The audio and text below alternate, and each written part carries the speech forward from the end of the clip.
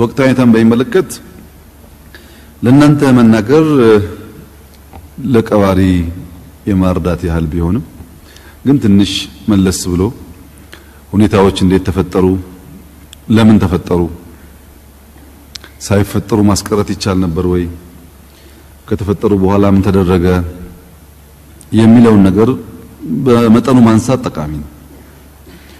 እንግዲህ እኛ ባለን አቋም ኢትዮጵያ ላይ ግልጽ አደጋ፣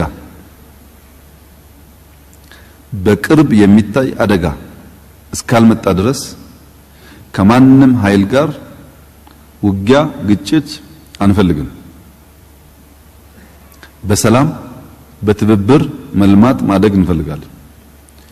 ይህን ነገር በሁለት መንገድ መገንዘብ አስፈላጊ ነው። በተለይ ከዓለም አንፃር ሰላም እናስቀድማለን። ለሰላም የሚከፈል ክፍያ ማንኛውም ነገር እንከፍላለን ማደግ ስለምንፈልግ። ሰላም መፈለጋችን ክብራችን፣ ሰላም መፈለጋችን ህልውናችን የሚነካ ከሆነ ግን ተገደን ሰላምን ለማምጣት የምንገባባቸው ግጭቶች ይኖራሉ። ቲፒኤልኤፍን በሚመለከት ከብዙ ምክንያቶች አራት ወሳኝ ግልጽ አደጋ ሀገራችን ላይ ደቅኖ ነበር። እነዚህ አደጋዎች አሁን ያለው ሁኔታ ወዳለበት ደረጃ እንዲመጣ አድርገዋል። አንደኛ፣ በስልጣን ላይ ከነበረበት ዘመን በተለየ መንገድ ከመከላከያ የሚተካከል ተቋም ለመገንባት የፌዴራል መንግስት ከዚህም ከዚያም ቀንሶ የሚሰጠውን በጀት እና ቀድሞ የሚያከማቸውን ሀብት ወታደር ለማዘጋጀት ሰፊ ስራ ሰርተዋል። ግዴለም ወታደር እያዘጋጁ ሀገርን አደጋ ውስጥ ካላስገቡ ሌላውን ካልነኩ እንለፋቸው እንኳን እንዳንል እዛ መገንባት ብቻ ሳይሆን እዚህ መቦርቦር አለ። ቀድሞ የተሰገሰገ የተከማቸ ኃይል ስላለ ግማሹ ሪዛይን፣ ግማሹ እየወጣ፣ ግማሹ ይሄን እያዳከመ ያን የማጠናከር ስራ በስፋት ሲሰሩ ቆይተዋል። በሁሉም መንገድ ይሄ ነገር አደጋ ነው። ሄዶ ሄዶ የአገር ህልውና ችግር ውስጥ ያስገባል። ተቋም እያፈረሱ ተቋም መገንባት፣ ያኛው ተቋም አይደለም ይሄኛው የራሴ ተቋም ገነባለሁ ማለት ምን ፍለጋ ነው የሚል ጥያቄ እንዲነሳ እንደ ትሬት እንዲታይ ያደርገዋል። ሁለተኛው ግልጽና የቅርብ አደጋ የቅጥረኝነትና ቅጥረኞች ማስፋት ባህል ነው። በአፋር ቅጥረኞች አሉ። የአፋር ተረጋግቶ ወደ ልማት እንዳይገባ ምንዳ የሚከፈላቸው ስራ የሚሰጣቸው ቅጥረኞች አሉ። ትጥቅ ስልጠና የሚሰጣቸው። በኦሮሚያ ቅጥረኞች አሉ። ትጥቅ ስልጠና፣ ገንዘብ። በአማራ ቅጥረኞች አሉ። በደቡብ ቤኒሻንጉል ቅጥረኞች አሉ።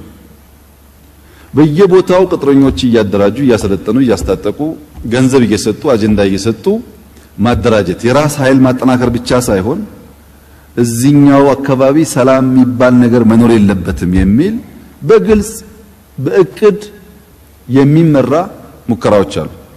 በእርግጥ ከዚህ ሁኔታ እኛም መማር ያለብን እሳት ለኩሶ እሳት እየሞቁ ሌሎች ማቃጠል እንደማይቻል አሁን ያለው ሁኔታ ትምህርት ለሌሎቻችንም ይሰጣል ብዬ አስባለሁ። በተደጋጋሚ እንዳነሳሁት ኦሮሚያ ውስጥ ያለ አማራ፣ ኦሮሚያ ውስጥ ያለ ሌላ ብሔር 20 ዓመት 30 ዓመት 40 ዓመት 50 ዓመት አብሮ ኖሮ ተዋልዶ ሲያበቃ አሁን ምንም ተጨባጭ አዲስ ነገር ሳይፈጠር ሰው ይገደላል፣ ይፈናቀላል። እነዚህ ሰዎች በቅጥረኞቻቸው ማፈናቀላቸው ብቻ አይደለም፣ ቀድሞ የተዘጋጀ ፕሮፓጋንዳ ቲም ስላላቸው መፈናቀሉን የምንሰማው ከነሱ ነው። በነገራችን ላይ ብዙ ጊዜ አፈናቅለው ዜናው የሚነግሩ እነሱ ናቸው። እና ተነስ አማራ ጠፍተሃል፣ ተነስ ኦሮሞ እንደዚህ ሆነ ይላሉ። ኦሮሞና አማራም ከየዋህነት ብዛት በዛው መንገድ በዛው ቦይ ይከተላል።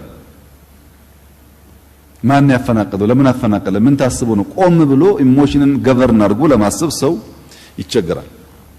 ይሄ ያሳለፍንበትን እናንተ እንኳን ምን ያክል ለተፈተናችሁ ታውቁታላችሁ። ቅጥረኞች እያበራከቱ እዚህ ያመሱ እዛ መደራጀት፣ እዚህ ያመሱ እዛ አለመነካትና ደግሞ የስላቅ ክፋቱ ሰላማዊ ክልልኛ ብቻ ነን ማለት እና እኛ አንዴ ተፈናቀለ እሱን ስንጠግን አንዴ ተጋጨ እሱን ስንጠግን ሌላ ስራ ደግሞ እዛ መስራት ነበረ። ይሄ ለእናንተ በጣም በቅርበት የምታውቁት ነገር ነው። በዚህ ምክር ቤት እንኳን አብረን የነበርን ሰዎች በፎርማል ስብሰባ በዝግ ስብሰባዎች እንኳን ምን ያክል በሰዎች ግድያና እስር የሚሳለፉ ሰዎች ምክር ቤት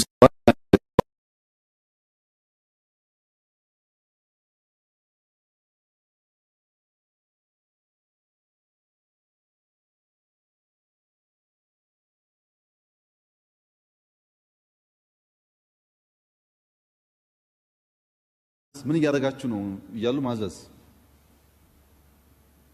እኛ እሱን አንድል ስናደርግ በቃ እኛው ነው የምንሻልህ እኮ እኛ ያለን አትበጣበጥም እኛ እንምጣልህ የሚል አይነት እንብዛም ለኢትዮጵያ ሕዝብ ጥሩ ግብዣ ያልሆነ ግብዣ ለመጋበዝ ተሞክሯል።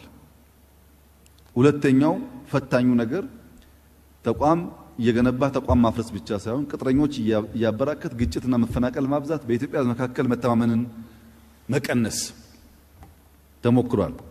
ሶስተኛውና አደገኛው ነገር የትግራይ ሕዝብ በጣም ብዙ ችግር አለበት። እንደምታውቁት በስልጣን ላይ ባሉበት ዘመንም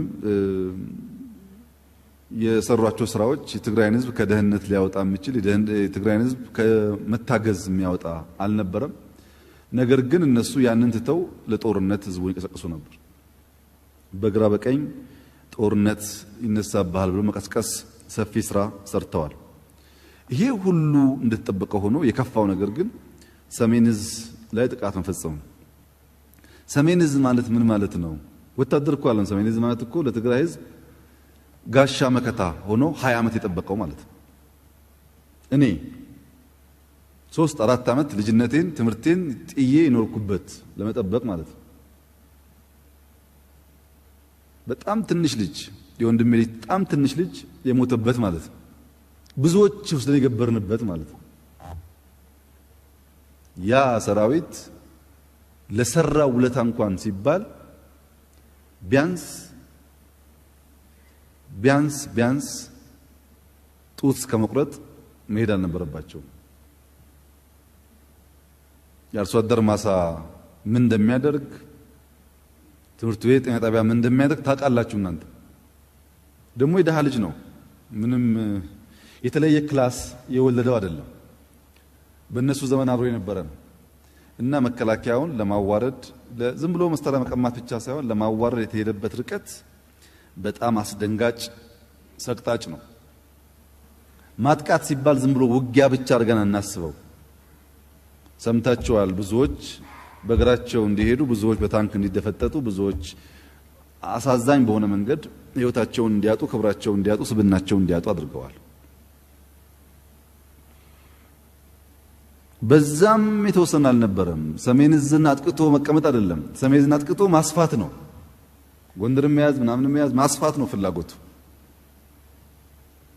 እና እነዚህ ግልጽ አደጋዎች አራቱ አደጋዎች የፌደራል መንግስት ሳይፈልግ በግድ ሀገሩን እንዲከላከል ሳይፈልግ በግድ የተቀማውን የሀገር ሀብት ትጥቅ እንዲያስመልስ ተገዶ ወደ ግጭት ገብቷል። ያው ግጭቱ ፎርማል በነበረበት ጊዜ እንደምታውቁት ነው። አጠር ያለ ጊዜ የወሰደ ነው። ይህ ችግር የገለጽኩት ያልገለጽኳቸውም ችግሮች በጣም በርካታ ናቸው። ለመፍታት በብዙ ሽምግልና ለምነናል። ሽማግሌዎች፣ ሃይማኖት አባቶች፣ ፖለቲከኞች፣ የዛን አካባቢ ባለሀብቶች ለማነጋገር ስከኑ፣ ረጋ በሉ። ጦርነት ከተፈጠረ ይበልጥ ትግራይን ይጎዳል። ጦርነት ለኩሶ በሰላም መኖር አይቻልም። እንኳን ኢትዮጵያ ውስጥ ሌላ አፍሪካ ሀገር ግጭት